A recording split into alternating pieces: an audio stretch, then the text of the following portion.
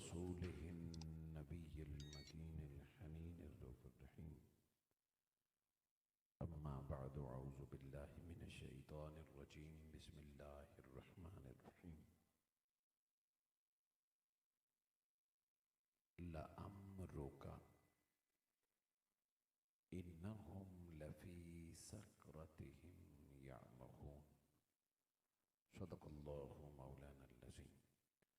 مولاي صل وسلم دائما أبدا أبدا على حبيبك خير خلق كلهم. اللهم صل على سيدنا محمد وعلى آله وأصحابه وبناته وعشاقه أجمعين. صد بار شکر اس پیدا کرنے والی ذات کا جس کی عنایت کردہ توفیق اور فضل و کرم سے اس مختصر اور فانی زندگی میں ایک بار پھر ہم تمام ماہ ربیع الثانی کی ایک بابرکت رات اللہ اور اس کے پیارے رسول صلی اللہ علیہ وآلہ وسلم کی محبت اور حصول خوشنودی کے لیے اللہ کے گھر میں بیٹھ کر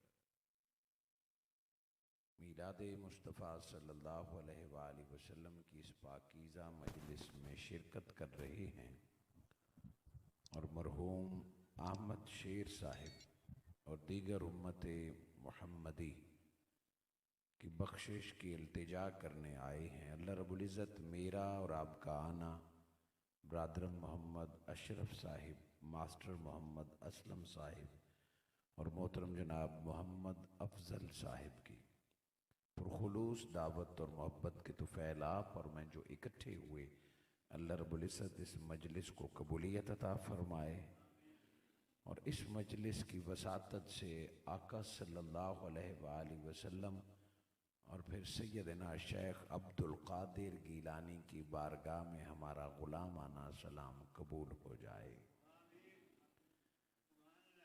ذی قدر سادات اعظام،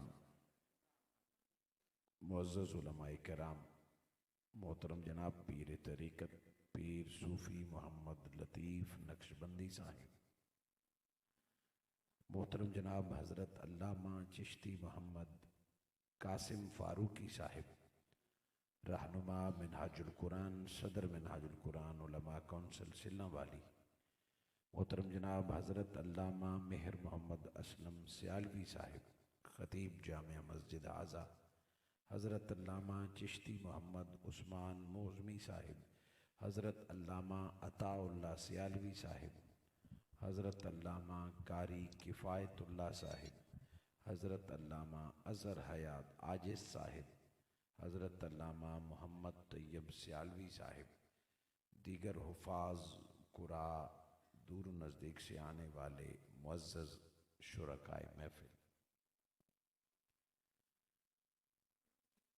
بعد از حمد و ثنا صد بار مبارکباد پیش کرتا ہوں جملہ انتظامیہ بالخصوص عزیزم برادرم اسلم صاحب، افضل صاحب، اشرف صاحب، جن کی دعوتوں اور محبتوں کے طفیل آپ سے میں مخاطب ہوں. ماہ ربیع الاول کا بابرکت مہینہ سارا گزر چکا، اب ماہ ربیع الثانی بھی جاری و ساری ہے. بحمدہ تعالی آپ نے بھی کئی مجالس میں شرکت کی ہوگی، کئی جلسے سیرت رسول صلی اللہ علیہ وآلہ وسلم کے سماعت فرمائے ہوں گے، کئی بار میرے آقا کا ذکر سنا ہوگا. آج کی اس بابرکت محفل ماہ ربیع الثانی میں نے سورہ الحجر کی جو آیہ مبارکہ تلاوت کرنے کا اعزاز حاصل کیا. اس آیہ مبارکہ میں اللہ رب العزت نے قسم کھائی ہے،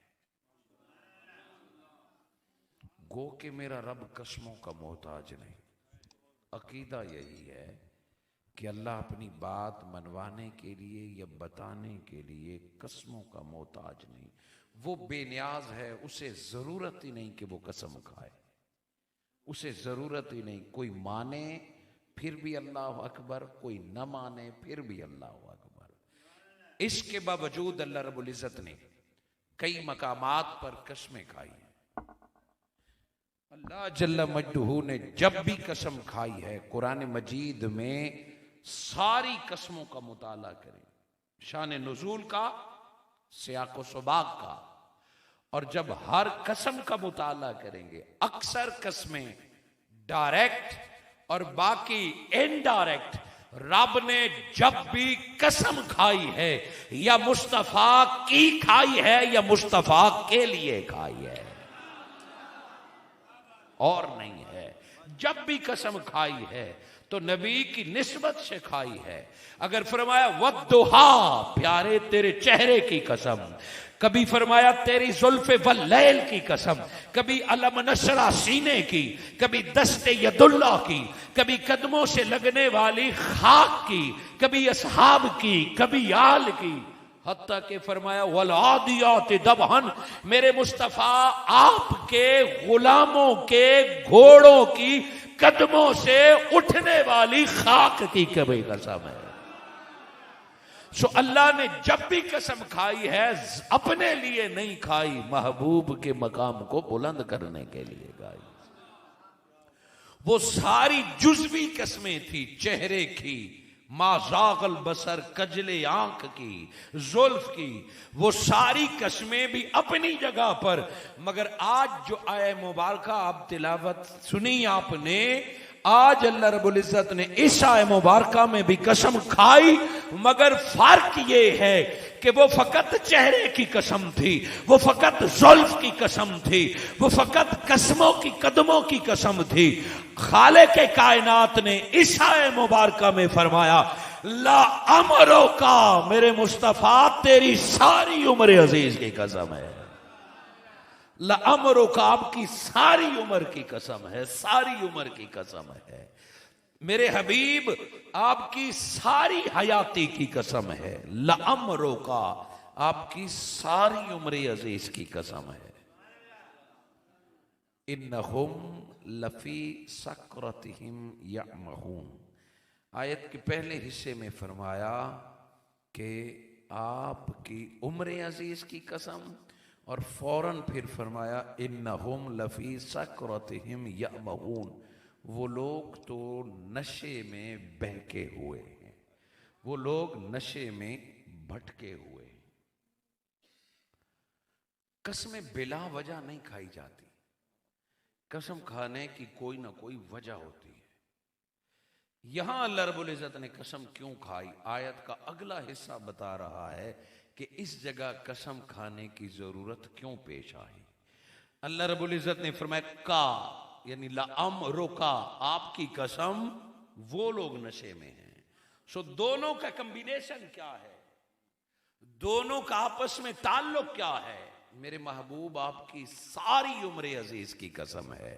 میرے آقا مکہ میں پیدا ہوئے 12 ربیع الاول، بچپن بھی انہی لوگوں کے سامنے گزرا، جوانی یہ بے مثال اور درخشاں جوانی کے دن بھی مکہ والوں نے دیکھے، اعلان نبوت تک شب و روز مکہ والوں نے دیکھے، اور ان 40 برسوں میں صادق بھی کہا، امین بھی کہا، آپ کے کردار کی بھی تعریف کی۔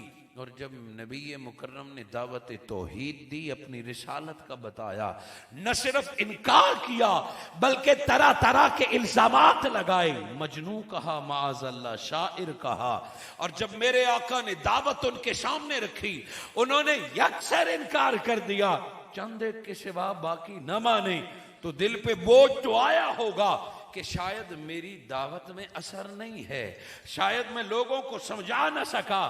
کمی کہاں ہے جب لوگوں نے نبی مکرم کی دعوت کا انکار کیا اور رب نے دیکھا کہ مصطفیٰ کے دل پہ بوجھ ہے، فرمایا لَأَمْرُ کا، پیارے قصور تیرا نہیں ہے، تیری قسمیں تو رب کھا رہا ہے، یہ جو تجھے نہیں مانتے رب فرما رہا ہے۔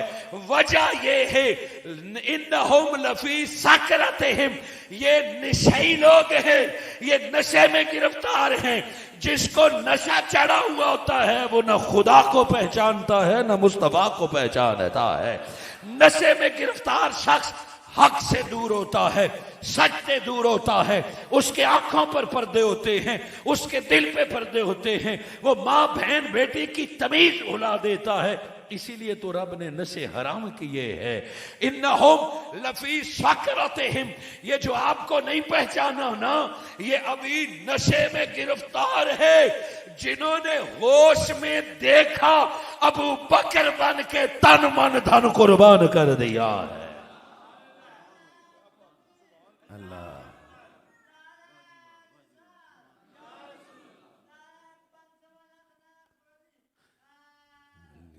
حضور صلی اللہ علیہ وآلہ وسلم کو اللہ رب العزت نے فرمایا کہ وہ نشے میں بہک رہے ہیں. اور نشہ کس بات کا؟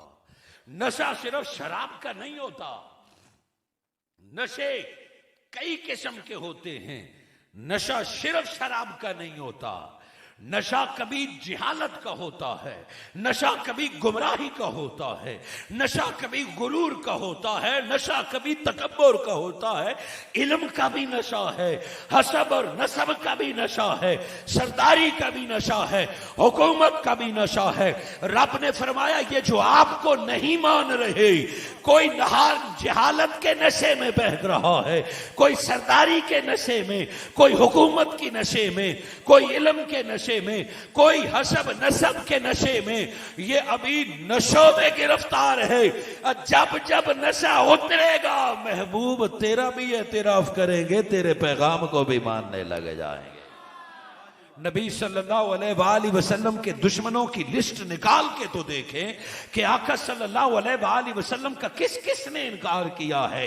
آقا کے نہ ماننے والوں کی لسٹ نکال کے دیکھیں، چاہے آپ کے ہاشمی خاندان میں ہیں یا باہر والوں میں ہیں. جب لسٹ نکلے گی تو کسی کو جہالت کا نشہ ہے وہ ابو جہل ہے، کسی کو سرداری کا نشہ ہے، کسی کو دولت کا نشہ ہے، کسی کو گمراہی کا نشہ ہے. جنہیں نشے نہ تھے وہ سردار ابو بکر ہو یا غلام سلمان اور بلال حبشی ہو، جن کو نشے نہ تھے وہ عشق مصطفیٰ پہ تن من دن قربان کر رہے ہیں. انہم لفی سکرتہم یعمہون. یہ ترجمہ آپ جتنے بھی نکال لیں، حضرت عبداللہ ابن عباس رضی اللہ تعالیٰ عنہ سے لے کے آج تک جتنے ترجمے ہیں، تفسیر جلالین کا اگر ترجمہ اٹھائیں وہ بھی یہی ہے، لَأَمْرُکَا، اے نبی آپ کی جان کی قسم. یہ لوگ اپنے نشوں میں بھٹک رہے ہیں، بہک رہے ہیں. پھر سید ابو العالی مودودی تفہیم القرآن میں جماعت اسلامی کے سربراہ آپ بھی یہی ترجمہ کرتے ہیں کہ اے نبی آپ کی عمر کی قسم یہ اپنے نشے میں بہک رہے ہیں.